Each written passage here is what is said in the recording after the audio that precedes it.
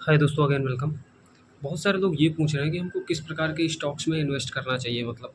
तो आपको ज़्यादा कुछ सोचने की ज़रूरत नहीं है दोस्तों, इस मामले में मैं आपको बता देता हूँ।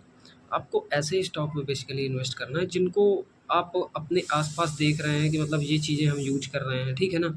ये चीज़ है, इसका आगे भी यूज़ है या फ्यूचर में भी यूज़ रहेगा, ठीक है ना? तो आपको मतलब किसी की ज़्यादा रिकमेंडेशन के चक्कर में नहीं पड़ना, आपको बस ऐसे स्टॉक सेलेक्ट कर लेना है और आप वहाँ पर ईज़िली आप इन्वेस्ट कर सकते हैं, ठीक है ना? एसआईपी कर सकते हैं आप, मान लीजिए आपने मंथली डाल दिया, ठीक है?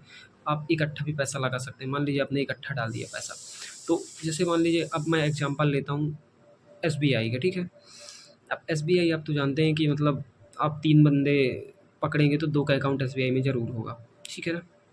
तो ऐसे आप जैसे मान लीजिए आपने एक पिक कर लिया एसबीआई, ठीक है ना? एसबीआई बैंक मान लिया आपने पिक कर लिया, ठीक है?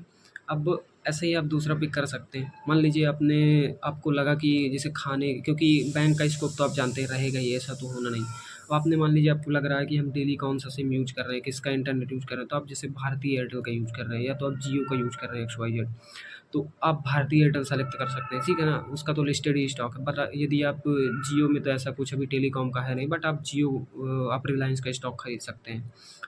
फिर आपको मान लीजिए लगा कि हमको खाने के लिए डेली क्या ज़रूरत पड़ती है या इन फ्यूचर भी पड़ने वाली है, तो हमने मान लीजिए देखा कि हम डाबर की बहुत सारी चीज़ें यूज़ करते हैं, ठीक है ना? हिंदुस्तान यूनिलीवर की यूज़ करते हैं, आईटीसी की यूज़ करते हैं, ठीक है ना? और भी बहुत सारी कंपनियाँ, मान लीजिए पतंजलि के यूज़ करते हैं, तो आपने उनमें से कोई स्टॉक सेलेक्ट कर लेना और उसमें आपने मान लीजिए इन्वेस्ट कर दिया। तो ऐसे आप सेलेक्ट कर सकते हैं। अब मान लीजिए आपको मैं एक और स्टॉक बताता हूँ, जैसे मान लीजिए आपने आईटीसी को सेलेक्ट कर लिया। आप सोचते हैं आईटीसी सिगरेट बेचती है या बहुत सारे और प्रोडक्ट बनाती है, क्योंकि सिगरेट तो अभी ख़त्म होना नहीं है, आप भी जानते हैं।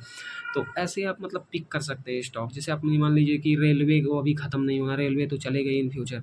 तो आप भारतीय रेलवे का कोई ऐसा स्टॉक उठा लीजिए जो कंपनी प्रॉफ़िटेबल हो, अच्छा कर रही हो। ट्रैक रिकॉर्ड अच्छा हो या मतलब उस हिसाब से, तो आप ऐसे मतलब आपको ज़्यादा कुछ रिसर्च करने की ज़रूरत नहीं। आप जो चीज़ यूज़ करते हैं, ठीक है ना? मान लीजिए आपका बैंक है एक्सिस में, एक्स वाई जेड आपका अकाउंट है एक्सिस में, तो आप एक्सिस बैंक का शेयर बाई कर सकते हैं, ठीक है? एचडीएफसी में है तो एचडीएफसी का बाई कर सकते हैं, उसका तो लिस्टेड स्टॉक है। तो ऐसे आप मतलब ज़्यादा आपको रिसर्च नहीं करनी, आप जो चीज़ें यूज़ कर रहे हैं या जो अदर यूज़ कर रहे हैं, आपको लग रहा है कि इन फ्यूचर भी इनकी रिक्वायरमेंट रहेगी और मतलब इनको ख़त्म होना नहीं है, इनको यूज़ में आते ही रहना, तो आप उनमें इज़िली आप स्टॉक ऐसा मतलब इन्वेस्ट कर सकते हैं, आपको ज़्यादा कुछ सोचने की ज़रूरत नहीं है। तो आई थिंक आपको समझ में आ ही गया होगा कि आपको जनरल कैसे स्टॉक सेलेक्ट कर लेने हैं और उनमें आपको इन्वेस्ट करना है। मेरे दिमाग में आया तो मैंने सोचा आपके साथ भी शेयर कर देता हूँ। बाकी वीडियो देखने के लिए आपको बहुत-बहुत धन्यवाद।